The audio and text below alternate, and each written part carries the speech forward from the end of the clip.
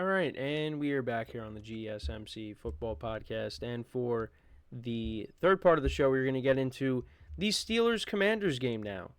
One of the biggest games of the weekend. Both teams in first place. The Steelers are coming off of a bye. They did beat the Giants the week before that. So, yeah, I mean, who would have thought this game was going to be worth noting when we started the season here? But this is a big game. Commanders, they just continue to roll. They don't lose anymore. When was their last loss? They lost to to the Ravens. Yeah, their only losses are to the Ravens and then the Buccaneers at the beginning of the season. And they only lost to the Ravens by 7 points. This is going to be a tough game for both teams. I'm curious to see how it does go. The Steelers, like I said, they're in first place as well. They're 6-2. Well, right now they're tied with the Ravens, with the Ravens winning winning last night. So the Steelers got to win to maintain that half-game lead over the Ravens. And, the Steelers, of course, made the change at quarterback. They went from Justin Fields back to Russell Wilson. And Russell Wilson has not played bad. He's been okay so far. And, the Steelers, they made a couple of moves at the deadline. And the Commanders also made a move at the deadline as well. But Russ so far, before I get into that, 542 passing yards, 3 touchdowns, no picks. It's not bad. But yeah, both teams made some moves. The Steelers, of course, they acquired Mike Williams from the Jets and also Preston Smith from the Packers, another edge rusher. And then the Commanders, of course, they tried to bolster their secondary, or they have bolstered their secondary by acquiring Marshawn Lattimore from the Saints. So they're going for it, and as they should, because this is a good team. And I said that they would win around 3 or 4 games this year. And I was wrong, and I'm going to continue to say that. But I did say when it comes to the Steelers, I had them going 9-8, and that could still happen. But the Steelers have been a topic of conversation in our production meetings because there are people that thought that they were not going to finish with a very good record, finish with 5 wins or 5-7, but it really was 5. But anyways, and a lot of people were saying, including myself, like, no, they're going to win their typical 9 games because for some reason they just always find a way. And Mike Tomlin has not had a losing season. And that's going to continue. Like, there is no way that the Steelers are going to lose every single game from here on out. They're going to go at least 9-8. They are. Now, if they went 3-6 over their last 9 games, Steeler fans would not be happy. And there are Steeler fans out there that kind of just had it with Mike Tomlin because they want to go further instead of just making the playoffs. Because the Steelers have not won a playoff game, and I always bring this up, they have not won a playoff game since the 2016-2017 season. Steeler fans want more than just that. And this is where the tough part of their schedule begins. Now, when we first looked at this schedule, we thought it was going to begin next week when they take on the Ravens. But no, it starts this week when they take on the Commanders, who are 7-2 right now. And then after that, you got the Ravens twice. You have the Browns twice in there, which I think the Steelers should be able to beat them. And you got the Bengals twice, which the Bengals defense is not good. The Steelers defense is. The Steelers should be able to at least get a split there. You take on the Eagles. You take on the Chiefs. Look, I think the Steelers are a good team. But if they, they're one of those teams, though, where, if they get into a shootout or they fall behind, are they going to be able to catch up?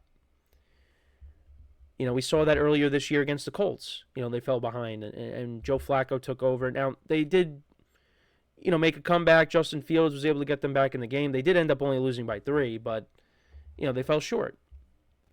And when you're going up against the Ravens and you're going up against the Bengals, 2 elite offenses, and the Eagles have a good offense, and the Chiefs, I know have struggled, but they're the Chiefs. Are you going to be able to hang with those teams? But they have a championship caliber defense. So that will keep them in the game. I mean, the only 2 games that they've lost, they were both by 3 points. And one of the games they definitely should have won, and that was against the Cowboys. They should have beaten the Cowboys. I don't know how they lost to them. So they'd be looking at 7-1 right now. But I think I talked about this earlier in the season. I said take advantage of some of the games that you have on this schedule. And they did. They went 6-2. That's great. I think that's what I had them doing. 6-2, 5-3. Because I had 6 wins. I think 5 or 6 wins once they got to the tough part of their schedule. But I think I also counted the Commanders as, being an easy win because I didn't expect them to be this good.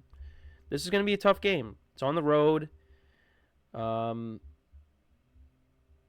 are a good team. So kind of looking at the league rankings for these two teams. But first, actually, so the Steelers opened up as 1-point favorites. Now they're 2.5-point underdogs. That's interesting. But, yeah, to go through the league rankings, so the Commanders are 13th in passing yards per game. The Steelers are 25th. Rushing yards per game, both teams are top 10. Steelers are 8th. Commanders are 3rd. And then points per game, the Commanders are 3rd and the Steelers are 13th.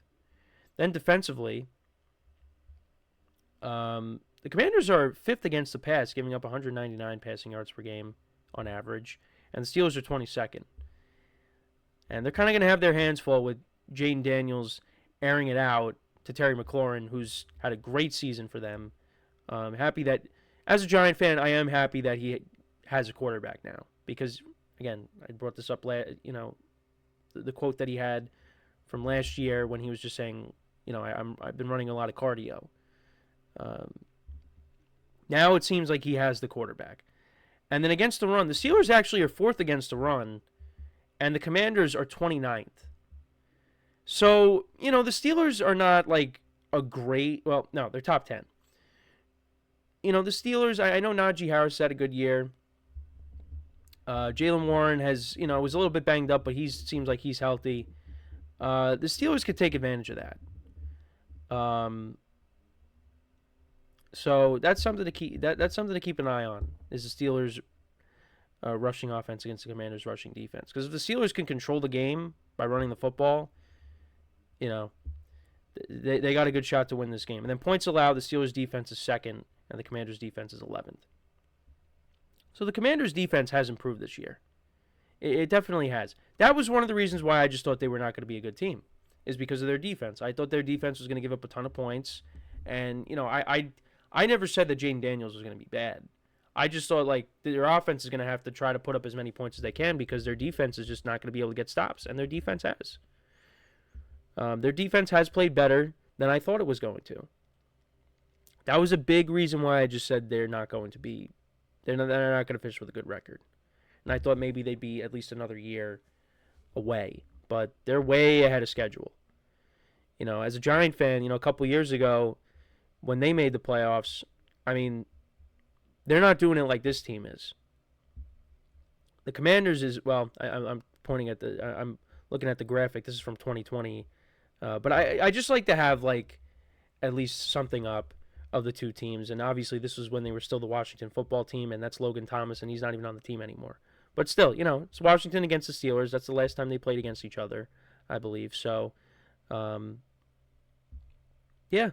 it's going to be an interesting game. And, I'm curious to see how Mike Williams is going to do, opposite of George Pickens now. The Steelers needed another receiver, and they got it. And Russell Wilson likes to throw those moon balls, as they like to say, and Mike Williams is a guy that he will be throwing moon balls to. And Calvin Austin has made plays for them as well, not just, as a receiver, but also on special teams. The Steelers' special teams is unreal. And that could play a factor in this game. You never know. So, I don't know. Right now, it's a pick-em for me between these two teams.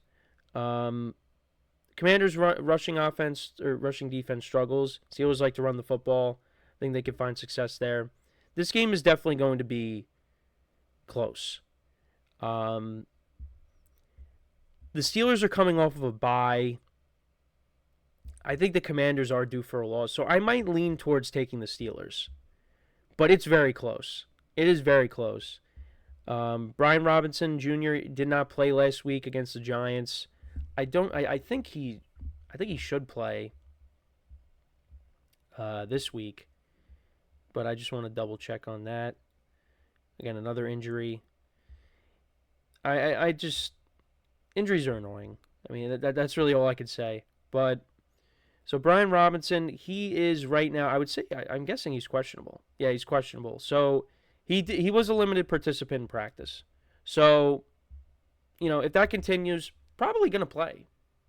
So, but we'll see what happens. But I'm gonna lean. I might lean towards the Steelers in this game, especially with them coming off a bye. They run the football well. Russell Wilson has been playing good. And, of course, that defense. TJ Watt is going to make a play at some point in this game. It just seems like he's always going to do something. And, a couple weeks ago against the Giants, it was the sack fumble recovery that he had. He could make a big play late in this game that decides it. So I do like the Steelers, but it's a toss-up. This game is really a toss-up, in my opinion. So I'm going to take the Steelers, though. I'm going to say they win. I'm going to say they win 24-21. I'm going to say it's a 3-point game. I'm going to say they get the win. And I said their special teams is really good. They got one of the best kickers in the league, and that's Chris Boswell. So maybe Boswell kicks a late field goal to put them ahead.